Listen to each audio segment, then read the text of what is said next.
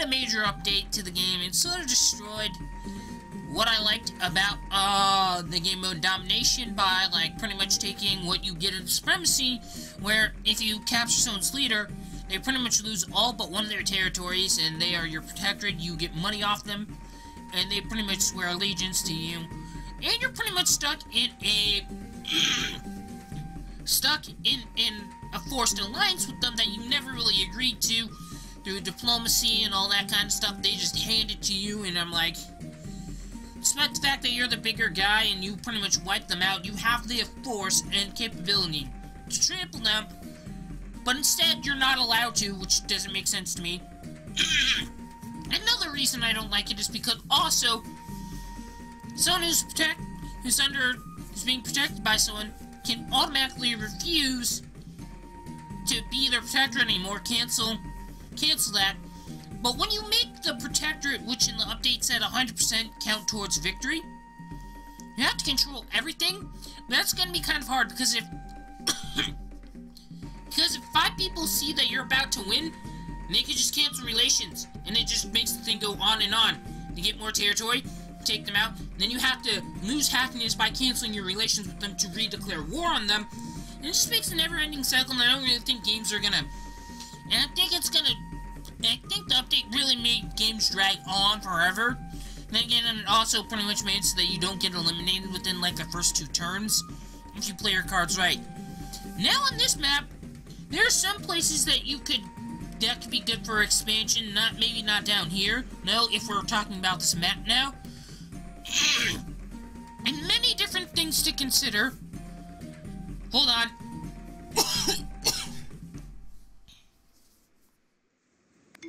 But in my opinion, I think I'm gonna go with Spain. Now, I know there are many other places here that can expand, but it's gonna be kind of hard because you can't expand necessarily in the way you want to, as there's mountains everywhere and all that kind of stuff, which is great because that means you reduce borders. But I also don't like the fact that you're too close to other ones. With Spain, you sort of have to only worry about Italy, because Tunisia and Morocco are not going to spend money on disembarkment fees and extra money that they can spend more towards troops expanding on land rather than on water to other islands and so forth. Now, the main thing you really have to do is go for a land grab, and it's you versus Italy, and then maybe combat them early on. So I'm going to hop in and join as Spain. I'm going to start this off. Now, in this game mode, depending upon where you are, Spain is one of these locations that fall in this category. What you do within the first, like, 10 turns can really determine if you're screwed over in the end, or if you're going to succeed to become a big empire later on. So, big empire, big nation, whatever you want to call it, it's up to you. Okay.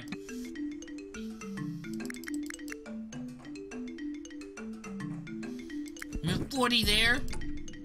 And then move 20 there. And I'm gonna move 20 here. Now, one of the main reasons why I'm not all too concerned about how many troops I have actually guarding my leader, which, if they do get attacked, I pretty much lose, is because Spain, I start out in the middle territory in Spain, so what that means is if I get the surrounding territories, they would have to attack that first, and if they attack that first, I know to put all the troops that I can right in that territory, and move my leader out of there for safety. So not only are they going to have to fight a large army and lose all their troops, but then again, I still have a lot of troops there that I can counterattack with and put my leader back there so that when I go on the offensive, I get a bonus as well, because you get defensive and offensive bonuses when you use your leader and so forth. So at the beginning, you are very well restricted based on the number of points you can take, or action points, or command points, or whatever you want to call them. So, I think I'm going to move here.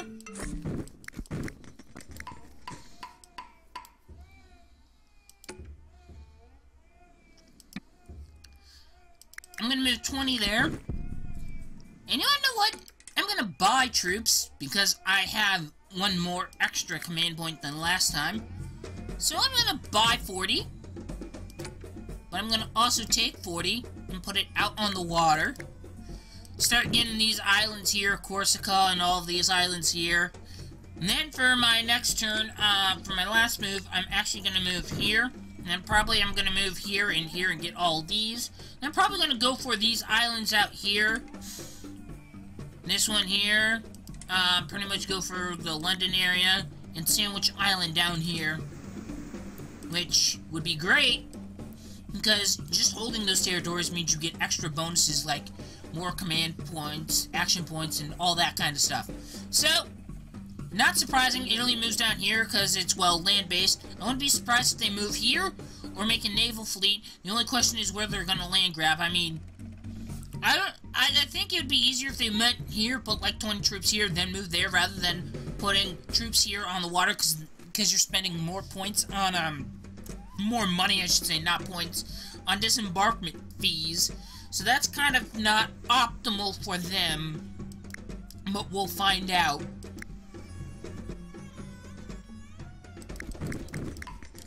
Yes, you see? This makes sense. Why they're doing this. Okay. Gonna do my first move. Go there. Going to put 10 there. Without a doubt, they're probably going to go for this, but I also want to contest this myself. Put 10 there. Now what I'm going to do is actually put 10 here. Take this. And I actually can't move that because of my restrictions on command points, but I also like it if I had a small navy here just so I could see what's going on in the water around me, especially with my early on time era of expansion and so forth.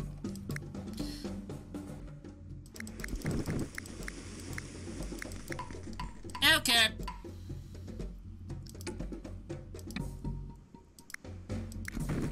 So now my first two moves have to be here because I don't want them to grab this territory. Now, what else do I want to do? Okay. Now, for starters, I'm going to move this. I want to move that there. Now, I actually have 315, so I'm actually going to buy some troops there. Now, this is actually quite a big town, I guess. Big enough for maybe...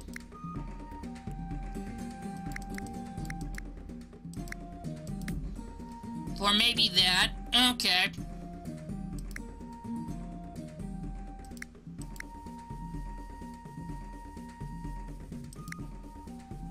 So I can move 130 there, so that'll be 140. So that's a good sizable naval force. So if I ever need to go to combat or someone tries to go early on and take my territories, I can go there and so forth. Okay.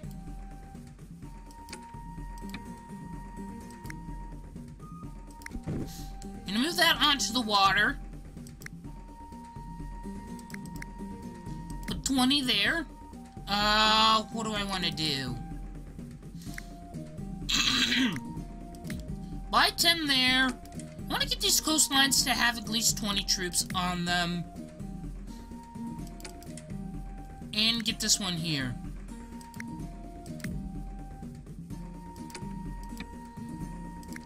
And yes, I'm making a naval fleet of one guy to go to Sandwich Island down here. I'd rather have, the more territory, the better. Okay. So, wars are declared. I'm gonna actually move this here.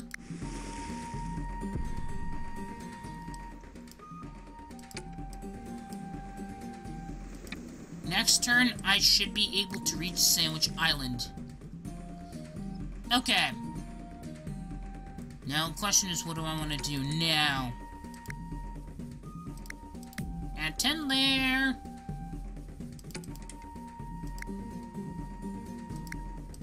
Put 10 there.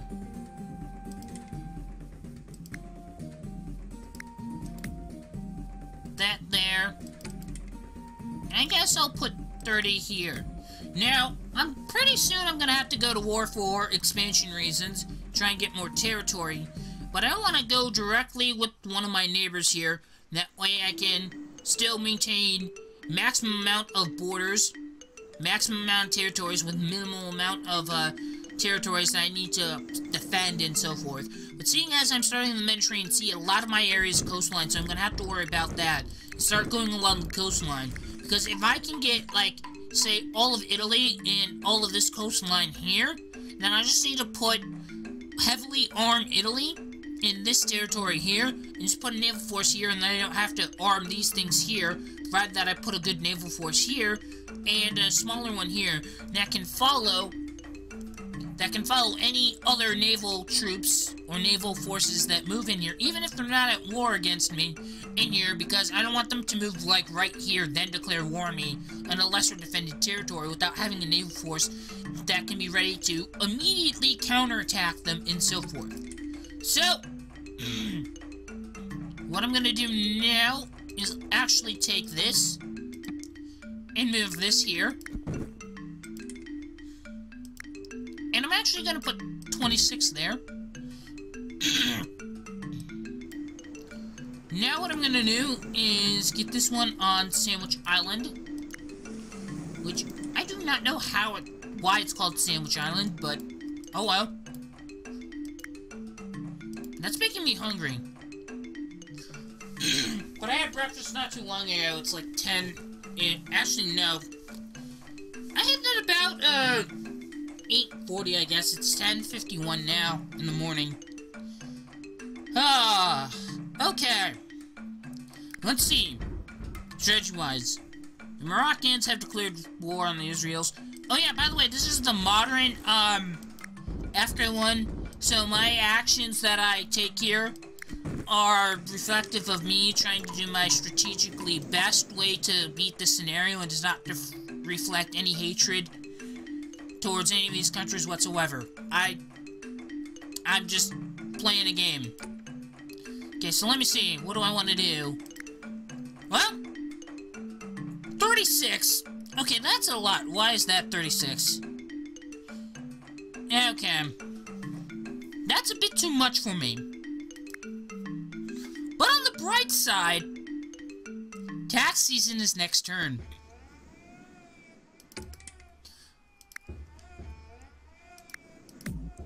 Just out of curiosity, 94. Wow. 94, that's a bit cheap. Trust me, that number goes up in direct comparison to the size of your empire slash nation slash whatever you want to call it.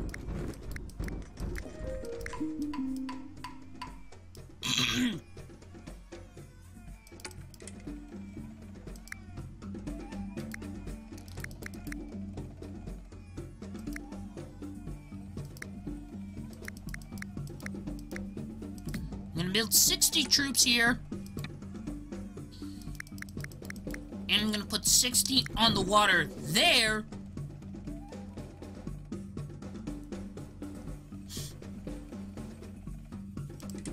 Okay, now I'm gonna declare war. It's low. And my lowest one is 50, so what I'm actually gonna do is go into provinces, which is an actual quite good update. So the lowest ones are 50, and they're all right here. So I'm actually gonna manage some of these, because if happiness in that given province is below 50, that means I don't collect taxes, or if that's overall happiness, I'm not sure, but it's better to play it safe than to be sorry. And this will help me in the long run. So what I need to do now is do this.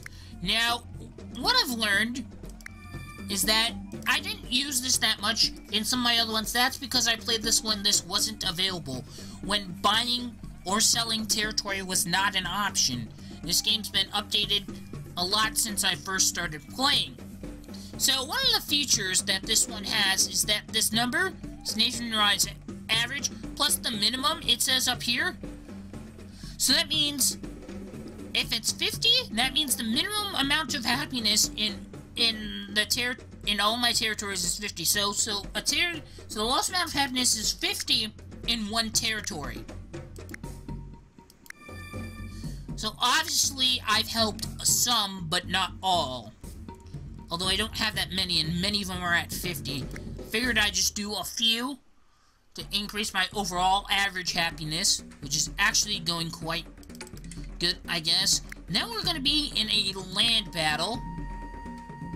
I wouldn't say so much a land battle, but, actually...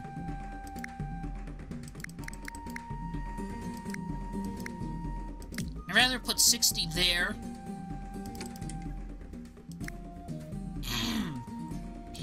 Then what do I want to do?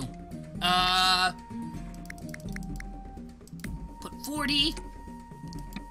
And then put 40 onto the water here. To stop them. And then go directly for an attack on their capital. Which, the reason why I'm getting way more troops than I need to, for just doing numbers, because they have 39 and I have 200, I outnumber them, war of attrition, I could easily take them out, but they get a bonus, because there are leaders there, and because it's fortified, so I'm making sure I get that extra bonus there. So now I'm gonna put about 110 units that I'll move there on my next turn. I just built up a land border here, and also because of, well, my restrictions by, action points, which the bigger I get, the less I have to worry about that. But it's pretty much a good thing to add in, though. That way you can't dick over everyone in the beginning, but only a few. You declared war on them. And I got them! Sweet! So what I can do is send about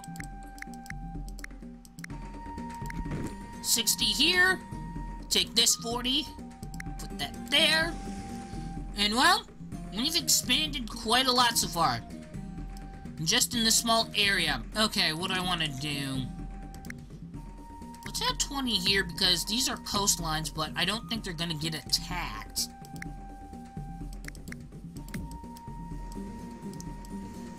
Okay. Now I don't feel comfortable leaving just one guy here. So I'm gonna get 9. Actually, I'm gonna get 39 there. And I'm actually gonna get 20 over here. And I'm gonna grab this island here, because it's unclaimed, and I want to sort of have some eyes over here to see what's going on, which I think would be good.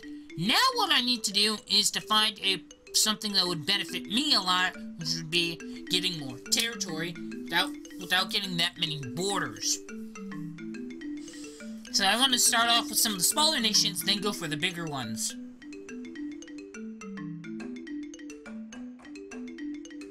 Which, that makes sense. So what I'm gonna do is see the station here. What is this? Tunisia. Okay. They are at war with Mali. Is that how you pronounce that? Sorry if you're from there and I'm mispronouncing these things. I don't know how it's supposed to be pronounced or anything. I don't speak that language that you speak there and all that kind of stuff. So, well, they're at war with these guys and these guys. This one's the smaller one, which I think I want to go for first. But they're also at war with these guys, and they have more borders with them, I think. 1, 2, 3. 1, 2, 3, 4, 5. So they're going to spend more money protecting this, which means the amount of troops that they have are spread out more on that border than they are against the other border, allowing me to focus more on getting this one because they're going to be focused more on this one. Not to mention, I want these guys to be distracted by a tax. This nation here, Mali, to be distracted by attacks from Tunisia, so I can go in and get this one. So, what I'm going to do is offer some financial support to this nation here. This is where it comes into play, and obviously, it makes sense that you want to do that. Now, of course, I'm going to wait one turn, but I also want to bring this up, is that sometimes using messages and stuff take more than one action point, unlike, some of the other stuff I did. So I'm just going to buy all of these troops here, and then I'm going to eventually compile them into, like, one thing.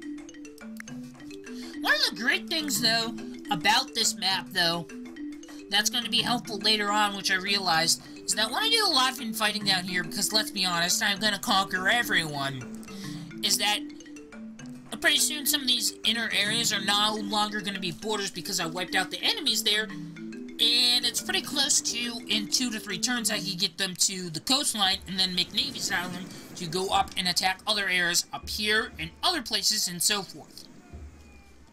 Okay, so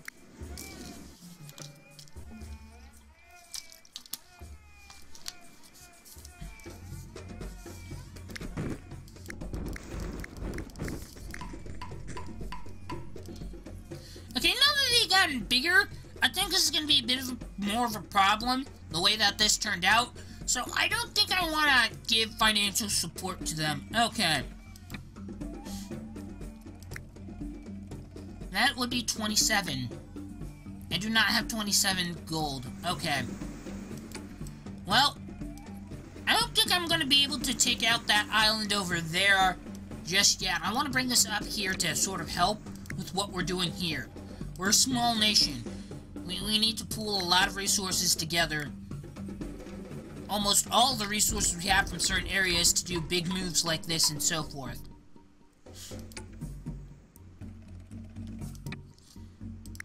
So let's move that there. Let's move this here.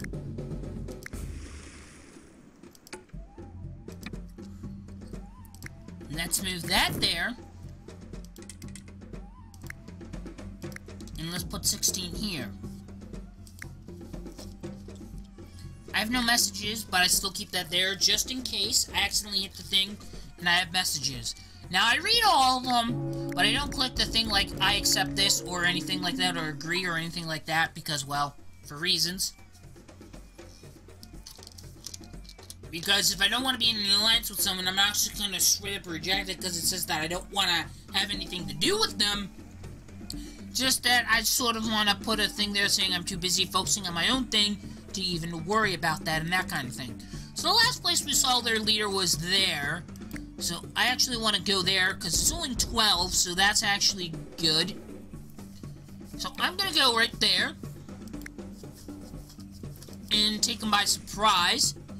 Now another thing I have to worry about is that this is probably the closest territory. So I want to increase that there. Actually going to send 20 down here. And 20 down here. Now, one of the best things I like about this, the way Spain's set up, is that if you have the territory in the middle and you own the surrounding territories, which is pretty much all of Spain, you pretty much can have like 1,000 troops there, but only send them to areas where you need to instantly. Because if you see, oh, they have a naval fleet at the top here, you can send a couple hundred troops here, and so forth. So you can pretty much fastly counter any attacks if you own all of it, if you position your troops right and so forth. Now, they played it smart and they moved their troops out of there. Let's be honest, that was a good move on their part. Now I'm going to buy troops here and put them there. Now, of course, I have a feeling that these guys are going to counterattack me. But they also might engage in combat down here because they're at war with these guys. In this situation, now I find it better that I give these guys financial support. Although I don't know if they'll last long enough for that to even be effective. Now, another reason why I also didn't put that many there was mainly because of money, but I also knew that they wouldn't actually attack me. Because I was right next to their leader, and they probably did not want to risk that. Don't take chances with your leader. If your leader gets caught, you're done for. So let's see here. What are we doing now? We are going to... Well, I won't have enough to defend both areas. Let's see here. So, if I'm here... If their leader was there, that means it has to be here or here because of that. But if I move here, that means this leaves this unprotected. And I know they have more than 100 there. Okay. So we're going to do that, but leave 10 behind.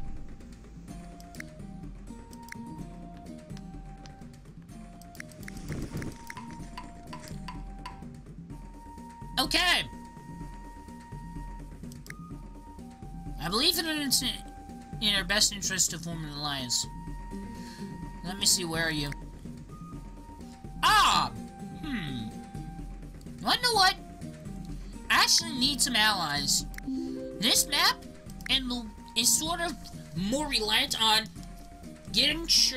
ensuring that people won't attack you for a while. Which is kind of good, because if you think about it, in the game, if I make a ceasefire with someone, I won't be able to attack them for several turns. I can't just cancel it with the ceasefire. And when I cancel or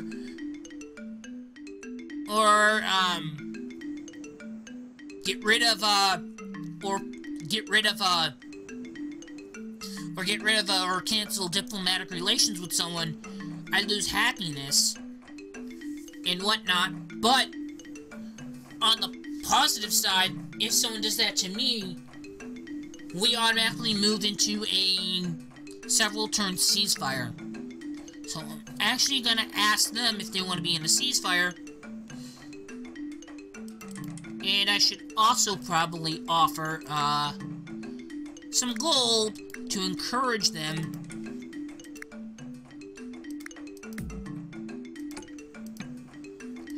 And I'll send 100 troops right here.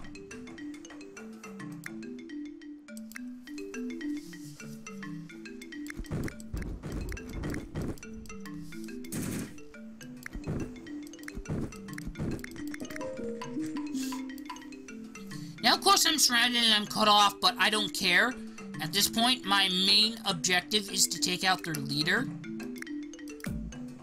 And plus, they've been losing territory to my allies down here, so... Right now, as long as I have an army there, tracing and attacking them down, I think I'm going to be doing good. Which, it worked out for me. Now let's read this. Yay! They think a little bit more highly of us now. Okay. Despite the fact that I wiped out their leader, nonetheless, I still have to spend this turn. And that will be fortifying our position here.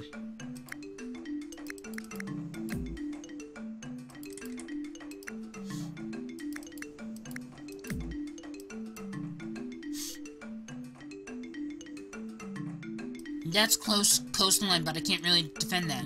Now this nation over here declared war on me. And I don't know what their problem is. Afghanistan, let's check this. Ah, that's why. They're in second place and they want to challenge the big dog. Me. Well. The way I see it is, this is just an empty threat. If you look at it, the positioning on the map, they can't actually get to me unless they want to drive all the way around here and try and attack me. So, I think I'm gonna not actually have to worry about being attacked for like the next several turns. And if I see any naval movement by them, then maybe I will.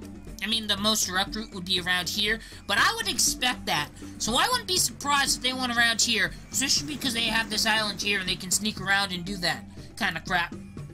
So, you wanna know what? I'm gonna request peace and see what they do. I wanna remind them that it's in their best interest not to mess with me.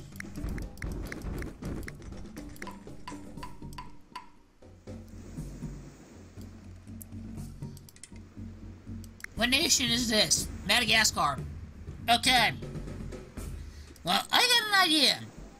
I'm gonna request an alliance with them.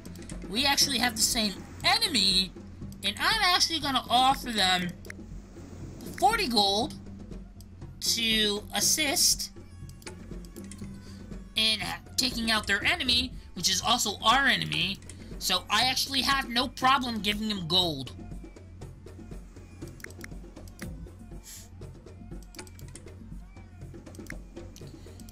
Okay, got that. Okay.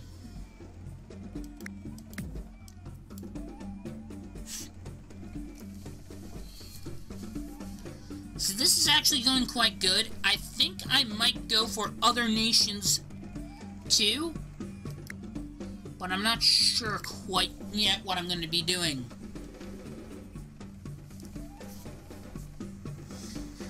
And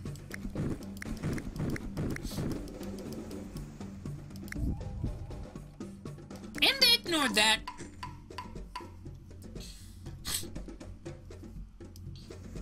You wanna know what? I'm okay with that. Because they're just gonna, in the end, they're just gonna get annihilated.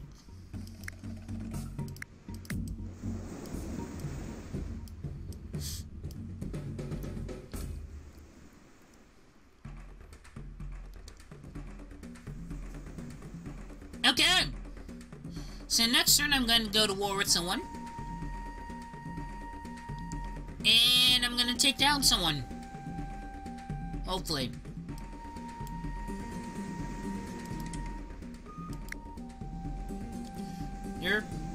Their relation is neutral. I offer them money and an alliance. I hope they accept. Madagascars have allied with you. We have a common enemy. And this is understandable.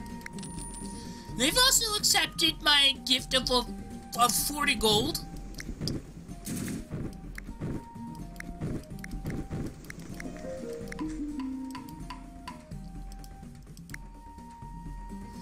You've received your support. Our opinion of you has drastically improved. Well, my main point was to assist you, not to drastically improve your opinion of me, but because we right now have similar goals. Now that I got a lot of money, I'm actually going to send this, which is very generous, I would say.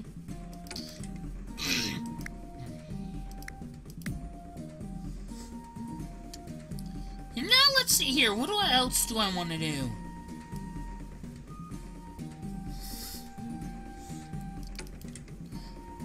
Let's arm this. With apparently 63, I can't buy a whole lot there.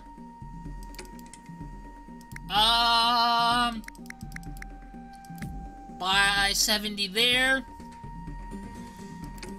Right now, I'm just generally overall increasing my, stuff here. And I did say I was going to go to war with someone. Well, this is the people I'm going to war with. Okay, 54, so, right now I'm going here, but I'm also attacking here.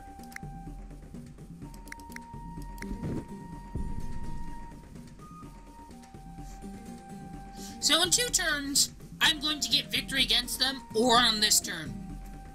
Because what happens, though, is I attack here, I attack this territory here, and I attack this territory here. This territory has their leader. So if I attack here, that means they might want to move their leader here. Although I border this, and they might think that I might also attack them there. So the safe bet would be to move here. Now, if that's the case, that means that I get this territory here and this territory here because I outnumber even, and none of these cities have defenses, although this one has a defense bonus because of their leader.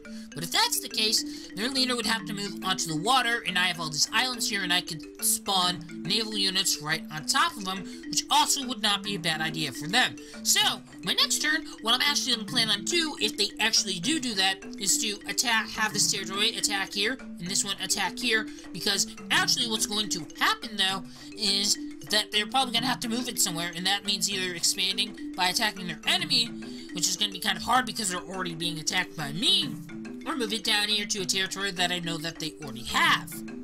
So, I think my chances of me actually winning this conflict are pretty high at the moment.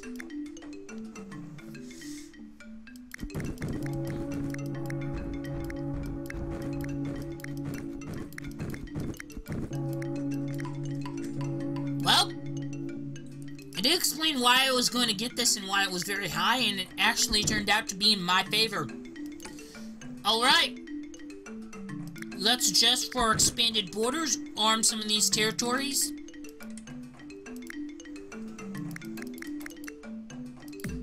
That is a small town according to the map, and a little city marker that's on it. I wouldn't be surprised if I couldn't get more than 60 off of that territory to begin with. But in due time, it will grow and expand.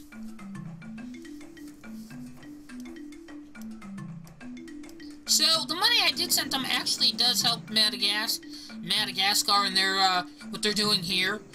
They're actually doing quite well, I guess. Is that, nope, that is Turkey.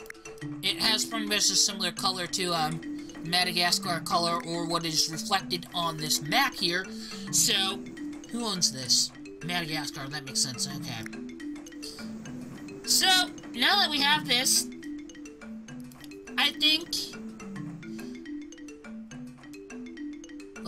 we're doing okay. The only downside, though, is because of this. One nation, or one territory, is under 49% happiness. Is at 49, so they're gonna revolt. And that's this territory here. I have no troops there, so if they revolt, then those troops get converted to them, and that would be bad. So what I need to do, no matter what, is distribute happiness to that place. Because I think that's the lowest. The lowest is 53. So now what I gotta do, because I expand a lot, which is pretty much that one. Let's go here. Give them that. And the lowest one is now 63, which would be that one, but I can't distribute money to the same territory twice in one turn. Unless I want to do nationwide distribution by going down here and going to this, and then going to provinces, and then do it to individual ones, which actually helps if you are very, very low on happiness. But if you're doing that, then you are expanding and causing too much war all at once, like the Roman Empire did.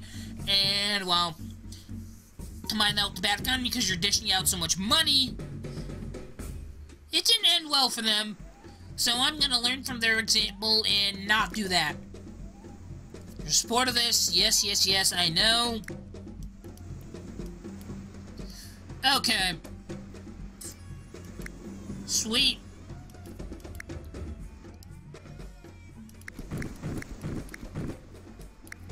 Well, whoops. They're actually doing pretty good.